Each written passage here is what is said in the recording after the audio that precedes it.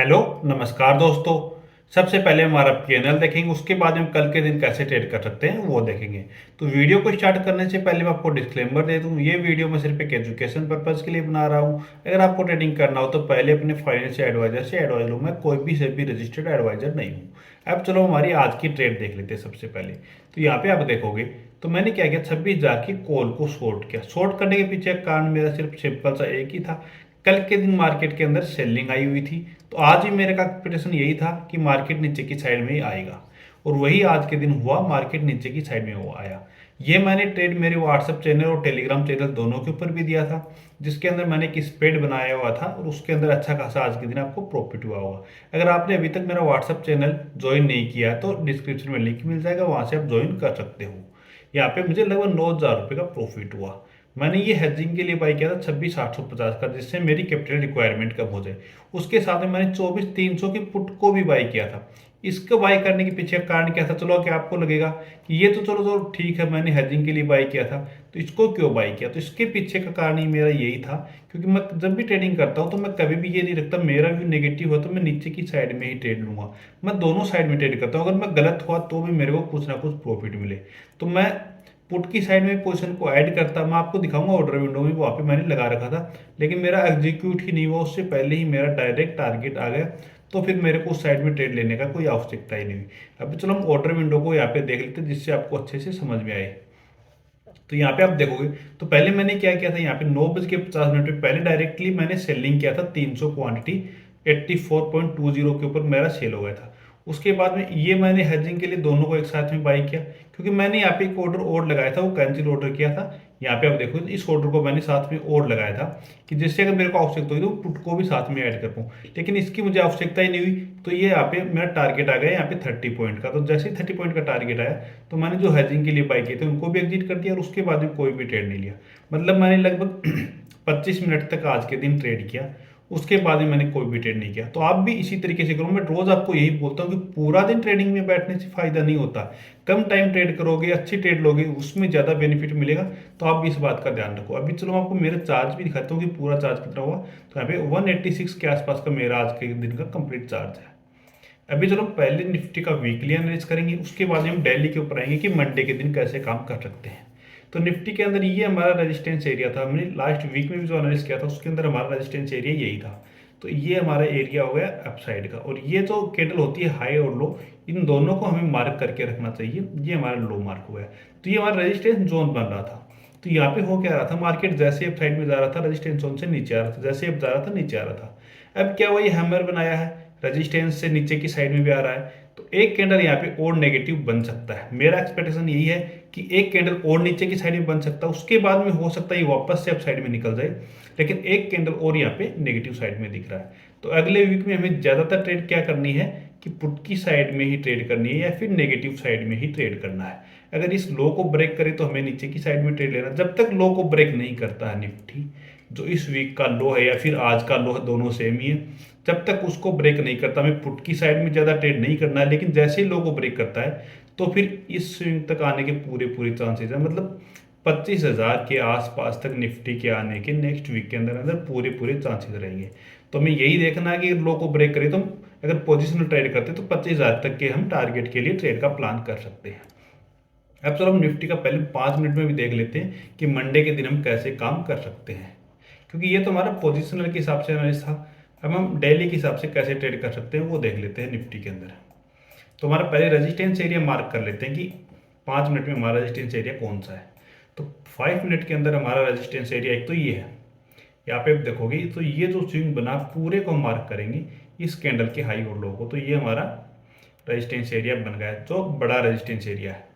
ठीक है, मेजर जो रेजिस्टेंस है यही है। यहाँ पे सेलर एक्टिव हुए हैं सबसे ज़्यादा, क्योंकि रेंज के अंदर भी रहा है और फिर नीचे की साइड में आया है। तो सबसे बड़ा हमारा ये रह गया जो कल का था। यहाँ पे मार्केट आज के दिन गया ही नहीं, ये बड़ा हो गया हमारा। उसके बाद में दूसरा हम रेजिस्टेंस एरिया निकालेंगे तो वो हमारे लिए क्या रहेगा, ये जो 5 मिनट की कैंडल बनी थी, बहुत बड़ी कैंडल बनी थी, इसके अंदर नीचे आया फिर वापस गया। तो मतलब इतना बड़ा तो हम रेजिस्टेंस एरिया नहीं कर सकते, लेकिन ये जो कैंडल बनी जहाँ से बायर वापस से एक्टिव हुए हैं सेलर, तो ये एरिया हमारा दूसरा रेजिस्टेंस एरिया हो गया।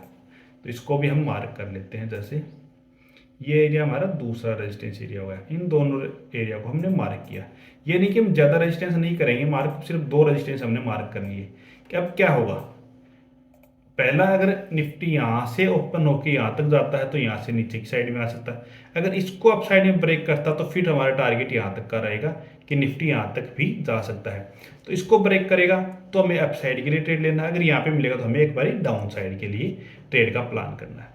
ये एरिया ब्रेक होने के पूरे पूरे चांसेस हैं, क्योंकि नीचे की साइड में ट्रेड बना रहा है और मार्केट लोअर लो इस तरीके से फॉर्म कर रहा है। तो अगला एसएमसी के हिसाब से हमारा यही रहेगा कि इसको नीचे की साइड में ब्रेक करेगा तो हमें नीचे की साइड में ट्रेड का प्लान कर सकते हैं, क्योंकि जब तक इस स्विंग को ब्रेक नहीं कर देता है, इस स्विंग को ब्रेक नहीं कर देता है, मार्केट हमारे लिए बिल्कुल भी पॉजिटिव नहीं है। अगर गैप अप ओपन हो जाता है निफ्टी, गैप अप भी हम ये मानते हैं कि 25,900 के आसपास, 25,900 के आसपास गैप अप ओपन हो जाता है, तो भी हमें एक बारी वहाँ से नीचे की साइड का ही ट्रेड प्लान करना है, क्योंकि इस स्विंग को ब्रेक ये नहीं कर रहा है। अगर इसको ब्रेक कर देगा तो फिर हम बिल्कुल नहीं देखेंगे, फिर हमारा व्यू पॉजिटिव साइड में हो जाएगा, लेकिन यहाँ तक हमारा व्यू नेगेटिव साइड में है। यहाँ से शार्पली सेलिंग आई है और यहीं पे अगर ओपन हो रहा है, ये भी आप मार्क रख सकते हो इस रेड कैंडल को भी, इस एरिया में भी अगर गैप ओपन हो रहा है तो भी हम डाउन साइड के लिए ही देखेंगे। अगर गैप डाउन ओपन हो जाता है, गैप डाउन की स्थिति में हम कैसे ट्रेड कर सकते हैं, तो गैप डाउन ओपन होगा, इतनी बड़ी सेलिंग आई है, बहुत ज़्यादा सेलिंग है, गैप डाउन ओपन हो रहा तो एक बार प्रॉफिट बुकिंग आ सकती है। तो हमें ये ध्यान रखना है, अगर गैप डाउन ओपन होता है तो फिर अप साइड में एक मूवमेंट आ सकता है। तो 5 मिनट की कैंडल के हाई और लो को मार्क रखना आपको, और वहाँ पे आप पॉजिटिव साइड के लिए ट्रेड बना लेना है। अगर गैप डाउन मार्केट ओपन हो जाता है तो इस तरीके से हम ट्रेड का प्लान कर सकते हैं। अब हम थोड़ा बैंक निफ्टी को भी देख लेते हैं कि बैंक निफ्टी के हिसाब से हम कैसे ट्रेड का प्लान कर सकते हैं। तो बैंक निफ्टी का चलो पहले वीकली का देख लेते हैं कि वीकली में हमें क्या दिखा रहा है। बैंक निफ्टी सेम कैंडल बन रहा है, लेकिन इसका थोड़ा चेंज ये है कि बैंक निफ्टी ने अपना लाइफ टाइम हाई को ब्रेक किया है यहाँ पे और नया लाइफ टाइम हाई बनाया है, और लाइफ टाइम हाई बनाया है और उसके ऊपर एक हैमर कैंडल बना रहा है। बैंक निफ्टी की एक्सपायरी मंथली हो रही है, तो इस एक्सपायरी में या फिर नेक्स्ट एक्सपायरी का इससे ऊपर का हम पुट को शॉर्ट कर सकते हैं 5900, इससे ऊपर की हम किसी भी कॉल को शॉर्ट करके रख सकते हैं, और ऐसा हमारे इसके हाई का ही रहेगा। अगर इसके हाई को ब्रेक नहीं करेगा तो हमारे ये पूरा जीरो होने के पूरे पूरे चांसेस रहेंगे। और अगर हम नेक्स्ट एक्सपायरी में जाएंगे मंथली के अंदर, और वहाँ पे अगर हमें अच्छे प्रीमियम भी मिलेंगे और वहाँ से अगर जीरो हो जाता तो हमें एक बड़ा प्रॉफिट भी यहाँ पे मिल सकता है। हमारी कैपिटल का लगभग 10 to 20% का रिटर्न यहाँ पे हमें देखने को मिल सकता है। तो हम यहाँ पे ट्रेड कर सकते हैं कि 5900 की सी को सेल कर सकते हैं, लेकिन इसको डायरेक्टली आपको सेल नहीं करना है, इसको हेजिंग के साथ में सेल करना है। साथ में आप कोई भी दूसरे कॉल से, जैसे मतलब इसको आपने 200 वाले को सेल किया तो 100 वाले प्रीमियम को बाई कर लो, जिससे आपको लॉस कभी भी बड़ा नहीं होगा। क्योंकि जब भी आप ट्रेडिंग करते हो ऑप्शन सेलिंग, तो उसको हेजिंग के साथ में करना चाहिए, कभी भी बिना हेजिंग के आपको सेलिंग का प्लान नहीं करना चाहिए। तो ये हमारा सिर्फ एक ही ट्रेड बनता है पोजिशनल के हिसाब से बैंक निफ्टी में और निफ्टी दोनों के अंदर। अब चलो अब थोड़ा इसको 5 मिनट या फिर 15 मिनट में देख लेते हैं कि 15 मिनट में क्या बना, क्योंकि इसको 5 मिनट में हम नहीं देखेंगे क्योंकि वीकली एक्सपायरी नहीं है। तो वीकली एक्सपायरी नहीं है तो ज़्यादा हमें इसको नहीं देखना चाहिए। अब यहाँ पे आप देखोगे तो रेजिस्टेंस हम मार्क करें तो पहला रेजिस्टेंस हमारा ये है, मेजर जो रेजिस्टेंस है वो एरिया ये रहेगा। उसके बाद दूसरा जो रेजिस्टेंस एरिया रहेगा हमारा, हम मार्क करेंगे तो ये जो एरिया है यहाँ पे, इसको हम मार्क कर सकते हैं।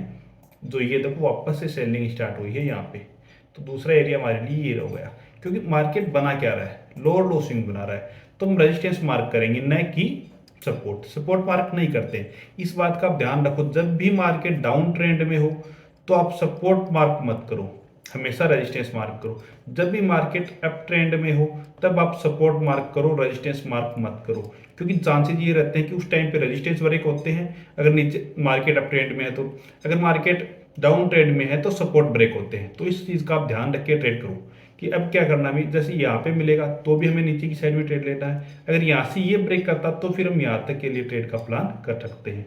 नीचे की साइड में अगर इस लो को ब्रेक करता है तो हम नीचे की साइड का भी हमारा पुट की साइड में प्लान कर सकते हैं। तो इस तरीके से हमारा मंडे का प्लान रहेगा। अगर आपको वीडियो पसंद आए तो चैनल को सब्सक्राइब कीजिए।